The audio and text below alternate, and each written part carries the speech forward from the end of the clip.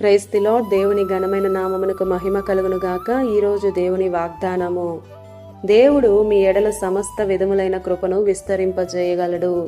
2 కొరింథీయులు రాసిన పత్రిక 9వ అధ్యాయం 8వ వచనము. ఈ ఉదయకాల సమయంలో కృపకు పాత్రుడైనటువంటి యేసయ్యే మనందరితో మాట్లాడుతున్నాడు. దేవుడు మీ ఎడల సమస్త విధములైన కృపను విస్తరింపజేయగలడు అని. ఇన్నాళ్ళు పొందిన కృప కంటే మరి విస్తారమైన కృపను మనకు అనుగ్రహించగలడు. అంటే ఇక్కడ దావీదు అంటున్నాడు, నా గిన్నె నిండి పొంగి పొర్లుతుంది అని. అన్నిటి యందు ఎల్లప్పుడూ సర్వ సమృద్ధిగా ఉండేలా చేస్తాడు. అన్నింటిలో నీకు సమృద్ధినిచ్చే దేవుడు. ఆమేన్. అసలు కృప అంటే అర్హతే లేని మనకు అర్హతనివ్వడమే. యోగ్యత లేని మనకు తానే మనల్ని ఆయన సొత్తుగా చేసుకున్నాడు.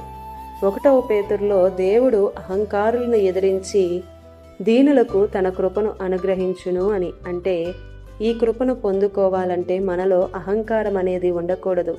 అది మనకు నాశనమును తెచ్చి పెట్టేస్తుంది. దేవుని కృపను కోల్పోయేలా చేస్తుంది. దేవుని కృపే లేకపోతే నీవు బ్రతికినా చచ్చిన శవంతో సమానమే.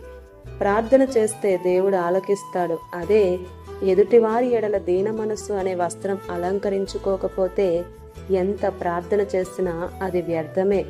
దేవుని ముందు సంఘంలో అందరం దీనంగా ఉంటాం. తోటి సహోదరుల పట్ల నీవు ఎలాగుంటున్నావు?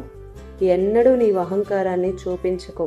దీన మనస్సు తగ్గింపు గల వారి ఎడల దేవుని కృప బహు విస్తారంగా ఉంటుంది.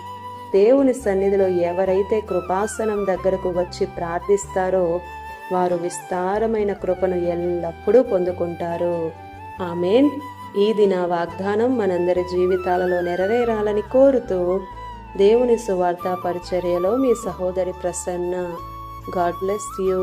ఆమేన్.